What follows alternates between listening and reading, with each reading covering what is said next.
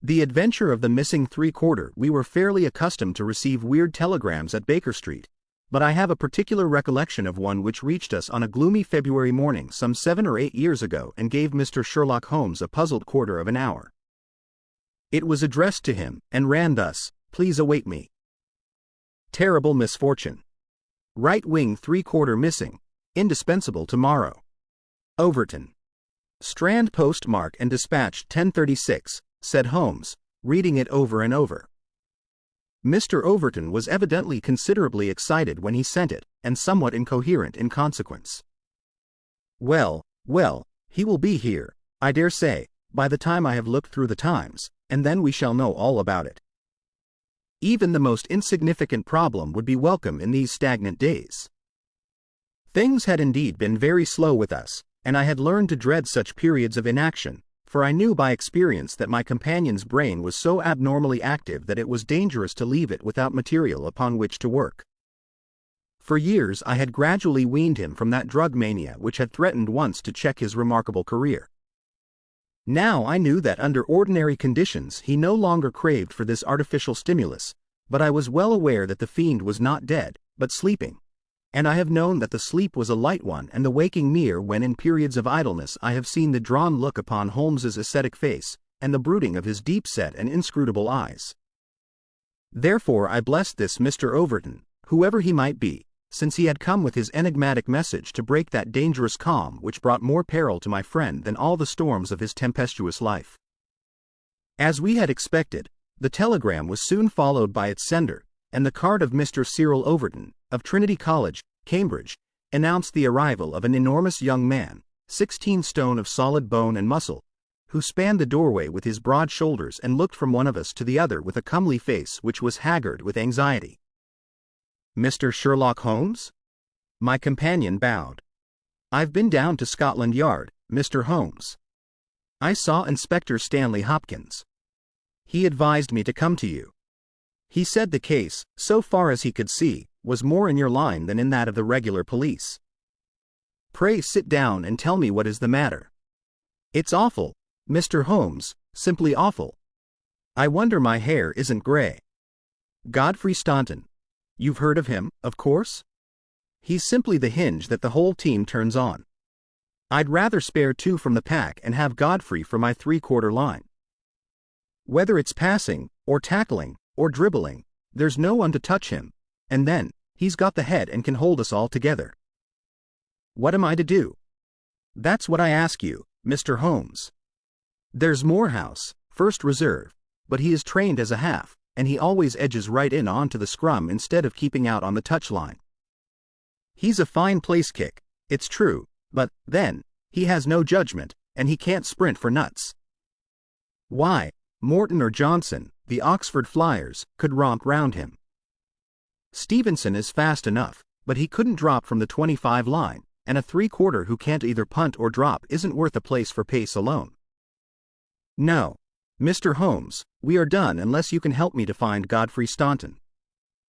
My friend had listened with amused surprise to this long speech, which was poured forth with extraordinary vigor and earnestness, every point being driven home by the slapping of a brawny hand upon the speaker's knee. When our visitor was silent, Holmes stretched out his hand and took down letter S of his commonplace book.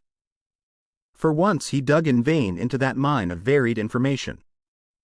"There is Arthur H. Staunton, the rising young forger," said he, "and there was Henry Staunton, whom I helped to hang, but Godfrey Staunton is a new name to me." It was our visitor's turn to look surprised. "Why, Mr. Holmes, I thought you knew things," said he. "I suppose, then, if you have never heard of Godfrey Staunton, you don't know Cyril Overton either?" Holmes shook his head good-humoredly. "Great Scott!" cried the athlete. "Why, I was first reserve for England against Wales, and I've skippered the varsity all this year. But that's nothing. I didn't think there was a soul in England who didn't know Godfrey Staunton, the crack three-quarter, Cambridge, Blackheath, and 5 internationals. Good Lord! Mr. Holmes, where have you lived?" Holmes laughed at the young giant's naive astonishment. "You live in a different world to me, Mr. Overton, a sweeter and healthier one. My ramifications stretch out into many sections of society, but never, I am happy to say, into amateur sport, which is the best and soundest thing in England. However, your unexpected visit this morning shows me that even in that world of fresh air and fair play there may be work for me to do. So now, my good sir, I beg you to sit down and to tell me slowly and quietly exactly what it is that has occurred, and how you desire that I should help you. Young Overton's face assumed the bothered look of the man who is more accustomed to using his muscles than his wits. But by degrees, with many repetitions and obscurities which I may omit from his narrative, he laid his strange story before us. It's this way, Mr. Holmes. As I have said, I am the skipper of the rugger team of Cambridge, varsity, and Godfrey Staunton is my best man. Tomorrow we play Oxford. Yesterday we all came up and we settled at Bentley's private hotel. At 10 o'clock I went round and saw that all the fellows had gone to roost, for I believe in strict training and plenty of sleep to keep a team fit. I had a word or two with Godfrey before he turned in. He seemed to me to be pale and bothered. I asked him what was the matter. He said he was all right, just a touch of headache. I bade him good night and left him. Half an hour later the porter tells me that a rough-looking man with a beard called with a note for Godfrey. He had not gone to bed and the note was taken to his room. Godfrey read it and fell back in a chair as if he had been pole-axed. The porter was so scared that he was going to fetch me, but Godfrey stopped him, had a drink of water, and pulled himself together. Then he went downstairs, said a few words to the man who was waiting in the hall, and the two of them went off together. The last that the porter saw of them, they were almost running down the street in the direction of the Strand. This morning Godfrey's room was empty, his bed had never been slept in, and his things were all just as I had seen them the night before. He had gone off at a moment's notice with this stranger, and no word has come from him since. I don't believe he will ever come back. He was a sportsman, was Godfrey, down to his marrow, and he wouldn't have stopped his training and let in his skipper if it were not for some cause that was too strong for him. No, I feel as if he were gone for good and we should never see him again. Sherlock Holmes listened with the deepest attention to this singular narrative. What did you do? He asked. I wired to Cambridge to learn if anything had been heard of him there. I have had an answer. No one has seen him. Could he have got back to Cambridge? Yes, there is a late train, 11:15. But so far as you can ascertain he did not take it? No, he has not been seen. What did you do next? I wired to Lord Mount James. Why to Lord Mount James? Godfrey is an orphan, and Lord Mount James is his nearest relative, his uncle, I believe. Indeed. This throws new light upon the matter. Lord Mount James is one of the richest men in England. So I've heard Godfrey say. And your friend was closely related? Yes, he was his heir, and the old boy is nearly 80, cram full of gout, too. They say he could chalk his billiard cue with his knuckles. He never allowed Godfrey a shilling in his life, for he is an absolute miser, but it will all come to him right enough. Have you heard from Lord Mount James? No. What motive could your friend have in going to Lord Mount James? Well, something was worrying him the night before, and if it was to do with money it is possible that he would make for his nearest relative who had so much of it, though from all I have heard he would not have much chance of getting it. Godfrey was not fond of the old man. He would not go if he could help it. Well, we can soon determine that. If your friend was going to his relative, Lord Mount James, you have then to explain the visit of this rough-looking fellow at so late an hour, and the agitation that was caused by his coming. Cyril Overton pressed his hands to his head. I can make nothing of it, said he. Well, I have a clear day, and I shall be happy to look into the matter, said Holmes. I should strongly recommend you to make your preparations for your match without reference to this young gentleman.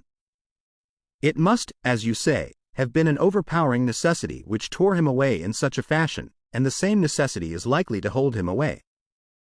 Let us step round together to this hotel, and see if the porter can throw any fresh light upon the matter. Sherlock Holmes was a past master in the art of putting a humble witness at his ease, and very soon, in the privacy of Godfrey Staunton's abandoned room, he had extracted all that the porter had to tell. The visitor of the night before was not a gentleman, neither was he a working man. He was simply what the porter described as a medium-looking chap, a man of 50, beard grizzled, pale face, quietly dressed.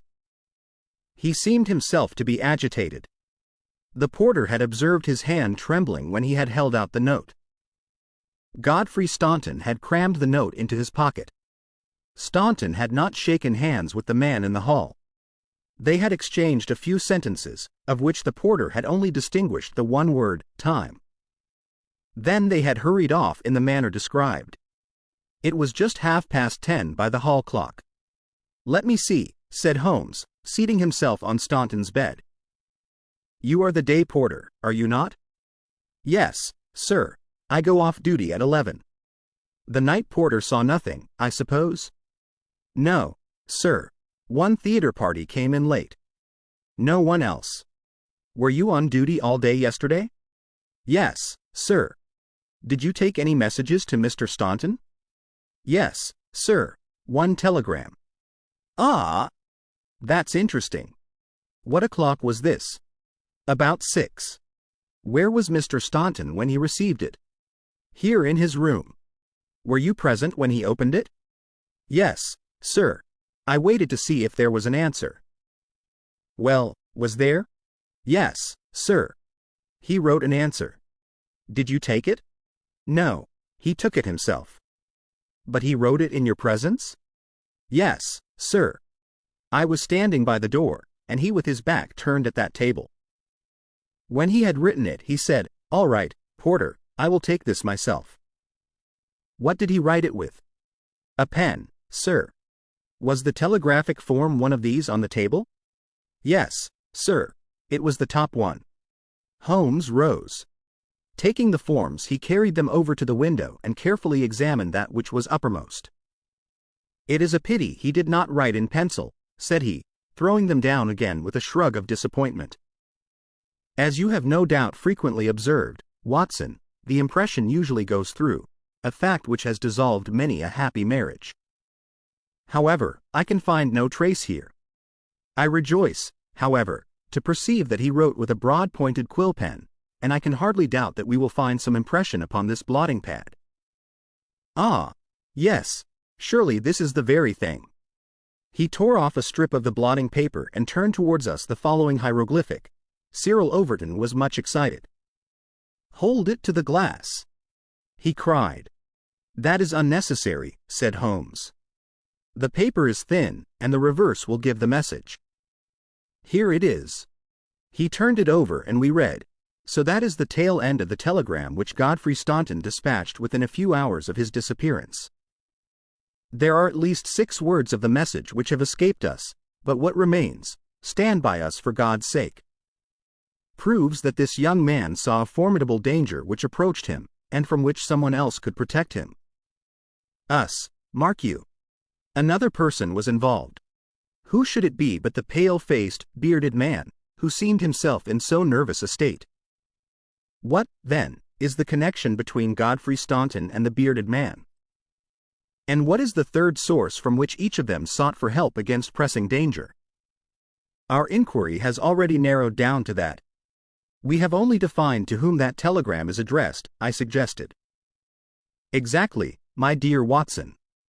Your reflection, though profound, had already crossed my mind. But I dare say it may have come to your notice that if you walk into a post office and demand to see the counterfoil of another man's message, there may be some disinclination on the part of the officials to oblige you.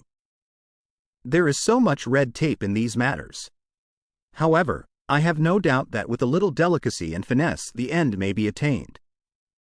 Meanwhile, I should like in your presence, Mr. Overton, to go through these papers which have been left upon the table." There were a number of letters, bills, and notebooks, which Holmes turned over and examined with quick, nervous fingers and darting, penetrating eyes. "Nothing here," he said, at last. "By the way, I suppose your friend was a healthy young fellow. Nothing amiss with him?" "Sound as a bell." "Have you ever known him ill?" "Not a day. He has been laid up with a hack, and once he slipped his kneecap, but that was nothing.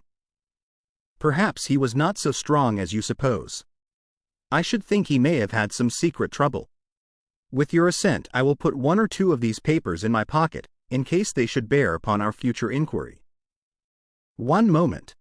One moment," cried a querulous voice, and we looked up to find a queer little old man, jerking and twitching in the doorway. He was dressed in rusty black, with a very broad-brimmed top hat and a loose white necktie, the whole effect being that of a very rustic parson or of an undertaker's mute. Yet, in spite of his shabby and even absurd appearance, his voice had a sharp crackle, and his manner a quick intensity which commanded attention. "Who are you, sir, and by what right do you touch this gentleman's papers?" he asked. "I am a private detective, and I am endeavoring to explain his disappearance." "Oh, you are you? And who instructed you, eh?" "This gentleman, Mr. Staunton's friend, was referred to me by Scotland Yard." "Who are you, sir?" "I am Cyril Overton." "Then it is you who sent me a telegram." "My name is Lord Mount James. I came round as quickly as the Bayswater bus would bring me." "So you have instructed a detective?" "Yes, sir." "And are you prepared to meet the cost?" "I have no doubt, sir, that my friend Godfrey, when we find him, will be prepared to do that." "But if he is never found, eh? Answer me that." "In that case, no doubt his family—" "Nothing of the sort, sir," screamed the little man. "Don't look to me for a penny. Not a penny. You understand that, Mr. Detective. I am all the family that this young man has got, and I tell you that I am not responsible. If he has any expectations, it is due to the fact that I have never wasted money, and I do not propose to begin to do so now. As to those papers with which you are making so free, I may tell you that in case there should be anything of any value among them, you will be held strictly to account for what you do with them." "Very good, sir," said Sherlock Holmes. "May I ask in the meanwhile whether you have yourself any theory to account for this young man's disappearance?" "No, sir, I have not. He is big enough and old enough to look after himself, and if he is so foolish as to lose himself, I entirely refuse to accept the responsibility of hunting for him." "I quite understand your position," said Holmes, with a mischievous twinkle in his eyes. "Perhaps you don't quite understand mine. Godfrey Staunton appears to have been a poor man. If he has been kidnapped, it could not have been for anything which he himself possesses. The fame of your wealth has gone abroad, Lord Mount James, and it is entirely possible that a gang of thieves have secured your nephew in order to gain from him some information as to your house, your habits, and your treasure." The face of our unpleasant little visitor turned as white as his neckcloth. "Heavens, sir, what an idea! I never thought of such villainy. What inhuman rogues there are in the world! But Godfrey is a fine lad, a staunch lad. Nothing would induce him to give his old uncle away. I'll have the plate moved over to the bank this evening. In the meantime, spare no pains, Mr. Detective. I beg you to leave no stone unturned to bring him safely back. As to money, well, so far as a fiver, or even a tenner, goes, you can always look to me." Even in his chastened frame of mind, the noble miser could give us no information which could help us, for he knew little of the private life of his nephew. Our only clue lay in the truncated telegram, and with a copy of this in his hand, Holmes set forth to find a second link for his chain.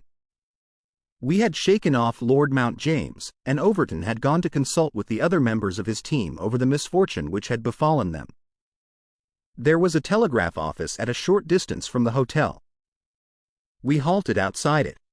"It's worth trying, Watson," said Holmes. "Of course, with a warrant we could demand to see the counterfoils, but we have not reached that stage yet. I don't suppose they remember faces in so busy a place. Let us venture it. I am sorry to trouble you," said he, in his blandest manner, to the young woman behind the grating. "There is some small mistake about a telegram I sent yesterday. I have had no answer, and I very much fear that I must have omitted to put my name at the end. Could you tell me if this was so?" The young woman turned over a sheaf of counterfoils. "What o'clock was it?" she asked. "A little after 6. Whom was it to? Holmes put his finger to his lips and glanced at me. The last words in it were, "For God's sake," he whispered, confidentially. "I am very anxious at getting no answer." The young woman separated one of the forms. "This is it." "There is no name," said she, smoothing it out upon the counter. "Then that, of course, accounts for my getting no answer," said Holmes. "Dear me, how very stupid of me, to be sure. Good morning, miss, and many thanks for having relieved my mind."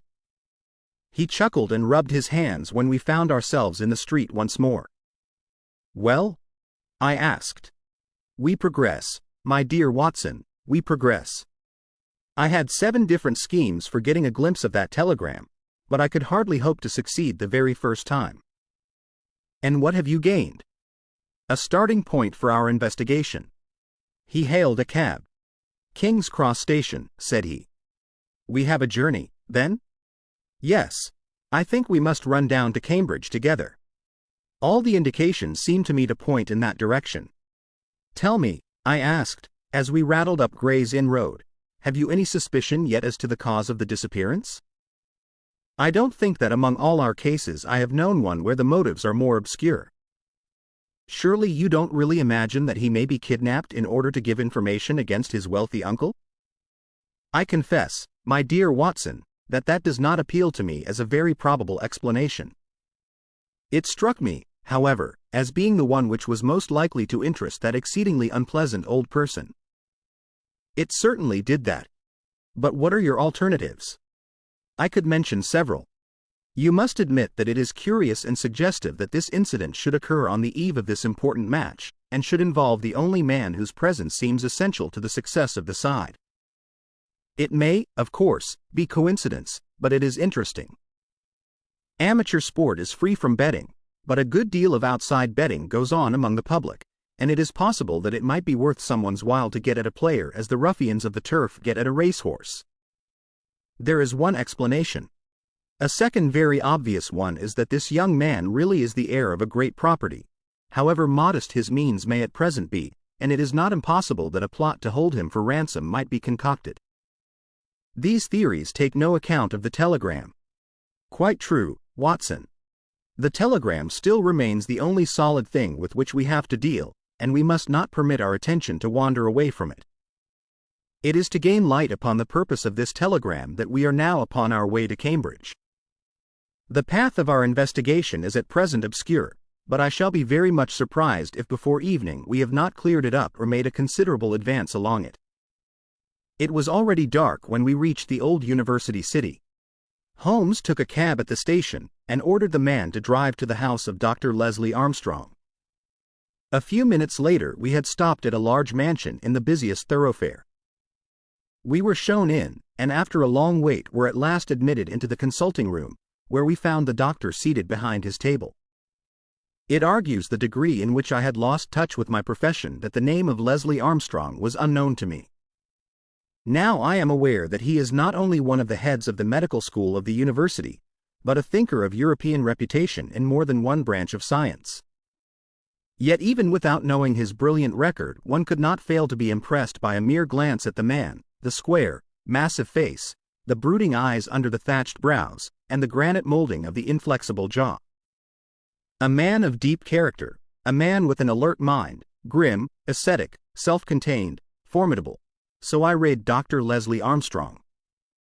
He held my friend's card in his hand, and he looked up with no very pleased expression upon his dour features.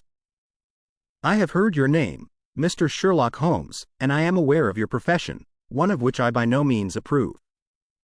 In that, doctor, you will find yourself in agreement with every criminal in the country," said my friend, quietly. "So far as your efforts are directed towards the suppression of crime, sir, they must have the support of every reasonable member of the community, though I cannot doubt that the official machinery is amply sufficient for the purpose. Where your calling is more open to criticism is when you pry into the secrets of private individuals, when you rake up family matters which are better hidden, and when you incidentally waste the time of men who are more busy than yourself. At the present moment, for example, I should be writing a treatise instead of conversing with you." "No doubt, doctor. and yet the conversation may prove more important than the treatise. Incidentally, I may tell you that we are doing the reverse of what you very justly blame, and that we are endeavoring to prevent anything like public exposure of private matters which must necessarily follow when once the case is fairly in the hands of the official police. You may look upon me simply as an irregular pioneer who goes in front of the regular forces of the country. I have come to ask you about Mr. Godfrey Staunton. What about him? You know him, do you not? He is an intimate friend of mine. You are aware that he has disappeared? Ah, indeed. There was no change of expression in the rugged features of the doctor. He left his hotel last night. He has not been heard of. No doubt he will return. Tomorrow is the varsity football match. I have no sympathy with these childish games. The young man's fate interests me deeply, since I know him and like him. The football match does not come within my horizon at all. I claim your sympathy, then, in my investigation of Mr. Staunton's fate. Do you know where he is? Certainly not. You have not seen him since yesterday? No, I have not. Was Mr. Staunton a healthy man? Absolutely. Did you ever know him ill? Never. Holmes popped a sheet of paper before the doctor's eyes. Then perhaps you will explain this receipted bill for 13 guineas, paid by Mr. Godfrey Staunton last month to Dr. Leslie Armstrong of Cambridge. I picked it out from among the papers upon his desk. The doctor flushed with anger. I do not feel that there is any reason why I should render an explanation to you, Mr. Holmes.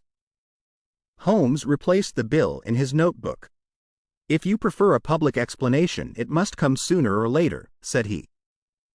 I have already told you that I can hush up that which others will be bound to publish, and you would really be wiser to take me into your complete confidence.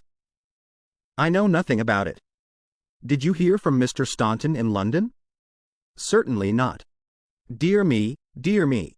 The post office again. Holmes sighed, wearily. A most urgent telegram was dispatched to you from London by Godfrey Staunton at 6:15 yesterday evening, a telegram which is undoubtedly associated with his disappearance, and yet you have not had it. It is most culpable. I shall certainly go down to the office here and register a complaint. Dr. Leslie Armstrong sprang up from behind his desk, and his dark face was crimson with fury. I'll trouble you to walk out of my house, sir, said he. You can tell your employer, Lord Mount James, that I do not wish to have anything to do either with him or with his agents. No, sir, not another word. He rang the bell furiously. John, show these gentlemen out. A pompous butler ushered us severely to the door, and we found ourselves in the street. Holmes burst out laughing. Dr. Leslie Armstrong is certainly a man of energy and character, said he. I have not seen a man who, if he turned his talents that way, was more calculated to fill the gap left by the illustrious Moriarty. And now, my poor Watson, here we are, stranded and friendless in this inhospitable town, which we cannot leave without abandoning our case. This little inn just opposite Armstrong's house is singularly adapted to our needs. If you would engage a front room and purchase the necessaries for the night, I may have time to make a few inquiries. These few inquiries proved, however, to be a more lengthy proceeding than Holmes had imagined, for he did not return to the inn until nearly 9 o'clock. He was pale and dejected, stained with dust, and exhausted with hunger and fatigue. A cold supper was ready upon the table, and when his needs were satisfied and his pipe alight, he was ready to take that half-comic and wholly philosophic view which was natural to him when his affairs were going awry.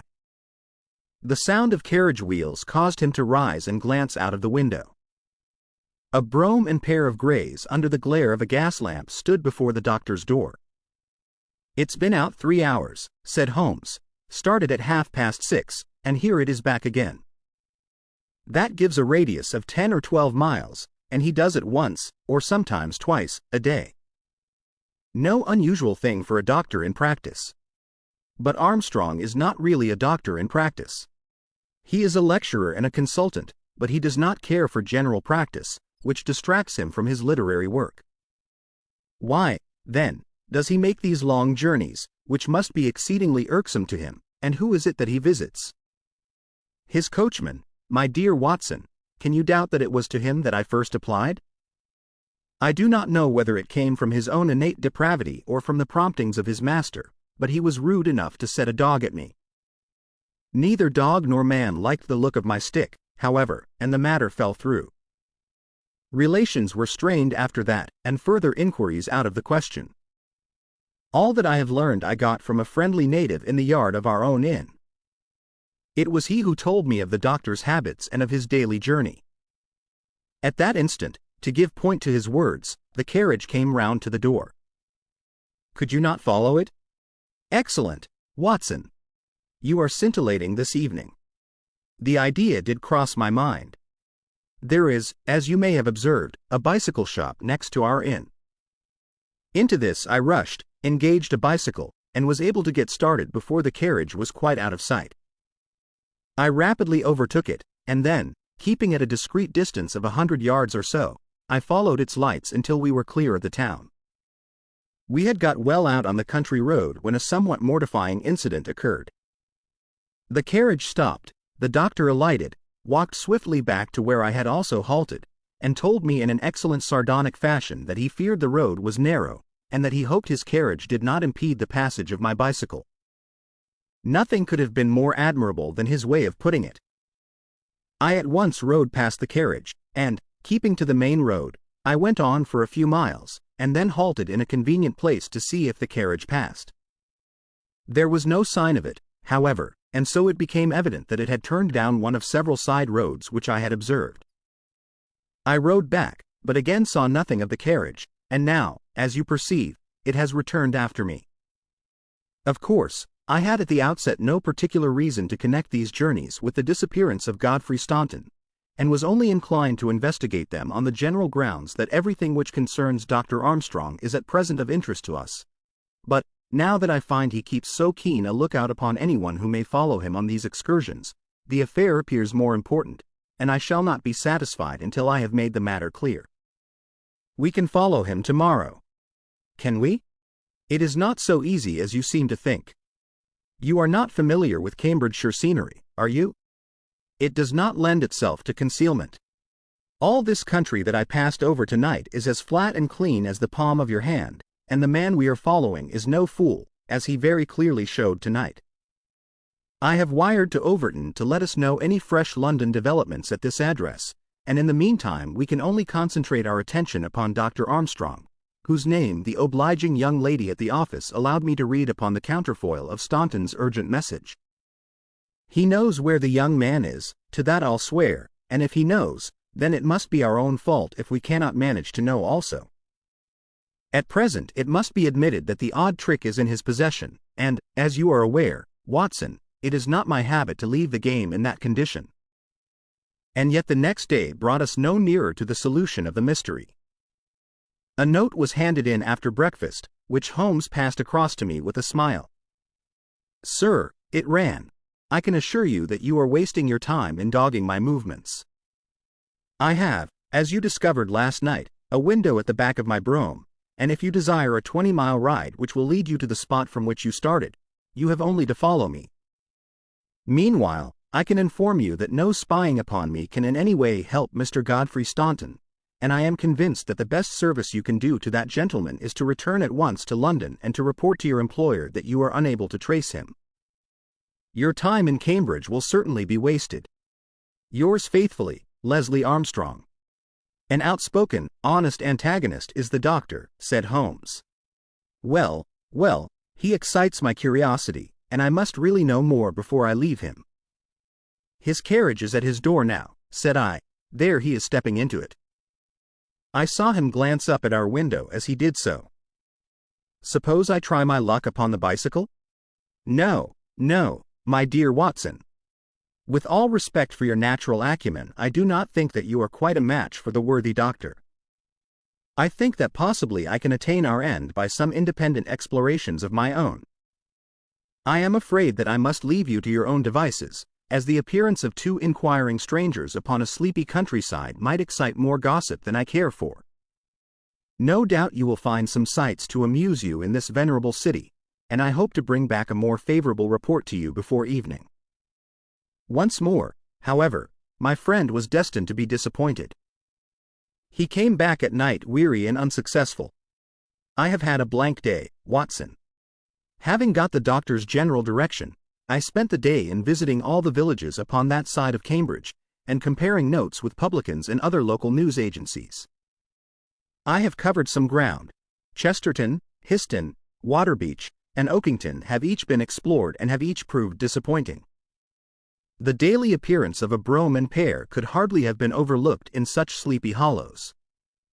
The doctor has scored once more. Is there a telegram for me? Yes. I opened it. Here it is.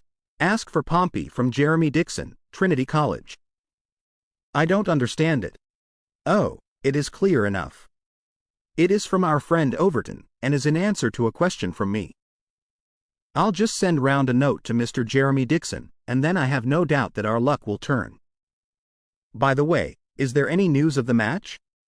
Yes, the local evening paper has an excellent account in its last edition. Oxford won by a goal and 2 tries. The last sentences of the description say, the defeat of the Light Blues may be entirely attributed to the unfortunate absence of the crack international, Godfrey Staunton, whose want was felt at every instant of the game. The lack of combination in the three-quarter line and their weakness both in attack and defense more than neutralized the efforts of a heavy and hard-working pack. Then our friend Overton's forebodings have been justified, said Holmes. Personally, I am in agreement with Dr. Armstrong, and football does not come within my horizon. Early to bed tonight, Watson, for I foresee that tomorrow may be an eventful day. I was horrified by my first glimpse of Holmes next morning, for he sat by the fire holding his tiny hypodermic syringe. I associated that instrument with the single weakness of his nature, and I feared the worst when I saw it glittering in his hand. He laughed at my expression of dismay, and laid it upon the table. No, no, my dear fellow, there is no cause for alarm. It is not upon this occasion the instrument of evil, but it will rather prove to be the key which will unlock our mystery. On this syringe I base all my hopes. I have just returned from a small scouting expedition and everything is favorable. Eat a good breakfast, Watson, for I propose to get upon Dr. Armstrong's trail today, and once on it I will not stop for rest or food until I run him to his burrow. In that case, said I, we had best carry our breakfast with us, for he is making an early start. His carriage is at the door. Never mind. Let him go. He will be clever if he can drive where I cannot follow him.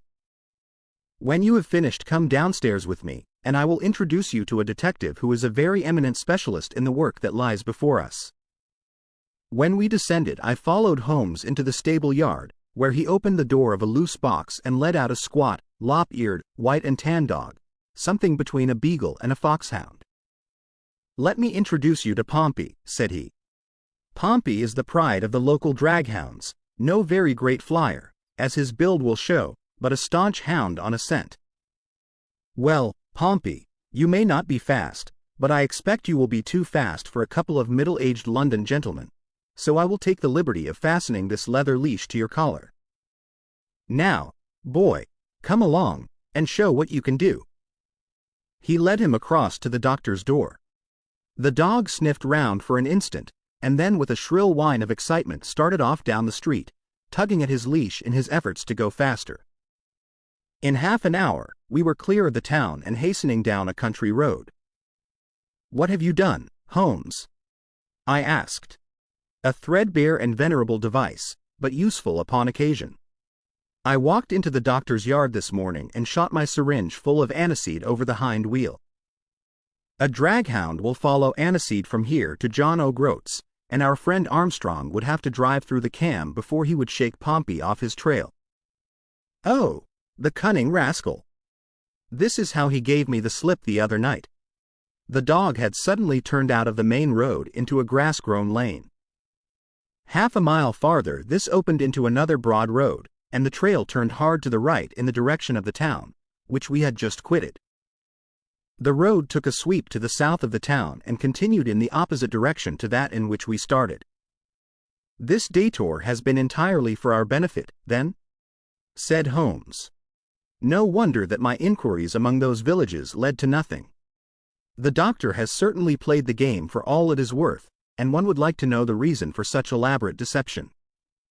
This should be the village of Trumpington to the right of us. And, by Jove, here is the brougham coming round the corner. Quick, Watson, quick, or we are done. He sprang through a gate into a field, dragging the reluctant Pompey after him. We had hardly got under the shelter of the hedge when the carriage rattled past. I caught a glimpse of Dr. Armstrong within, his shoulders bowed, his head sunk on his hands, the very image of distress. I could tell by my companion's graver face that he also had seen. "I fear there is some dark ending to our quest," said he. "It cannot be long before we know it. Come, Pompey. Ah, it is the cottage in the field." There could be no doubt that we had reached the end of our journey. Pompey ran about and whined eagerly outside the gate where the marks of the brougham's wheels were still to be seen. A footpath led across to the lonely cottage. Holmes tied the dog to the hedge, and we hastened onwards. My friend knocked at the little rustic door, and knocked again without response. And yet the cottage was not deserted, for a low sound came to our ears, a kind of drone of misery and despair, which was indescribably melancholy. Holmes paused irresolute, and then he glanced back at the road which we had just traversed. A brougham was coming down it, and there could be no mistaking those grey horses. "By Jove, the doctor is coming back!" cried Holmes. "That settles it. We are bound to see what it means before he comes." He opened the door and we stepped into the hall. The droning sound swelled louder upon our ears until it became one long, deep wail of distress. It came from upstairs. Holmes darted up and I followed him.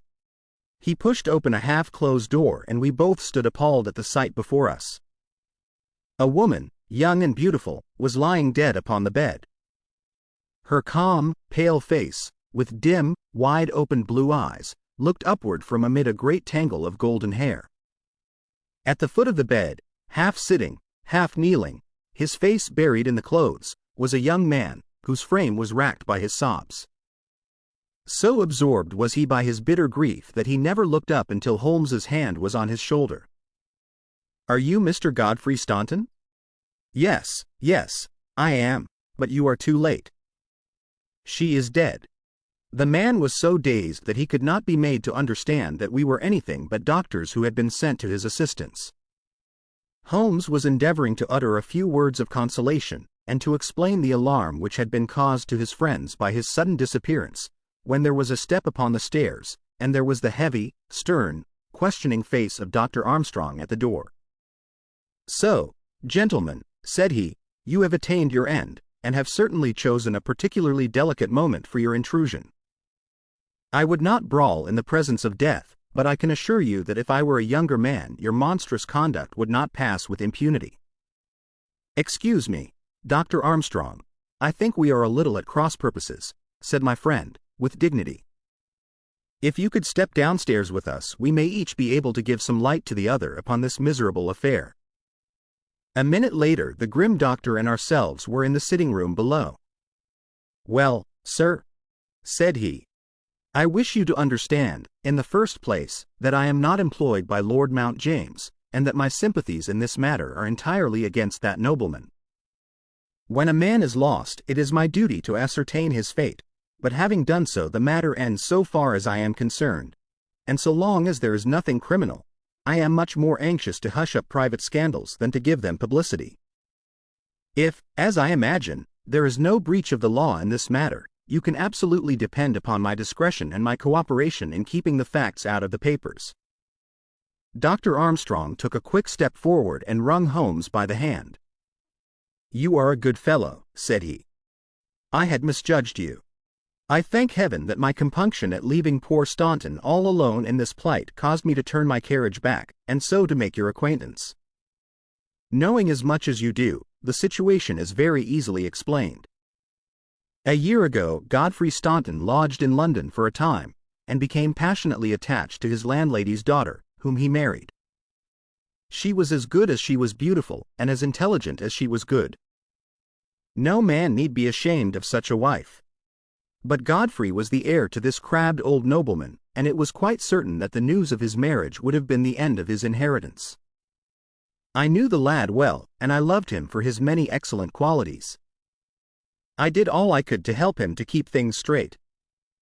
We did our very best to keep the thing from everyone, for when once such a whisper gets about it is not long before everyone has heard it. Thanks to this lonely cottage and his own discretion, Godfrey has up to now succeeded. Their secret was known to no one save to me and to one excellent servant who has at present gone for assistance to Trumpington. But at last there came a terrible blow in the shape of dangerous illness to his wife. It was consumption of the most virulent kind. The poor boy was half crazed with grief, and yet he had to go to London to play this match, for he could not get out of it without explanations which would expose his secret. I tried to cheer him up by a wire, and he sent me one in reply imploring me to do all I could. This was the telegram which you appear in some inexplicable way to have seen.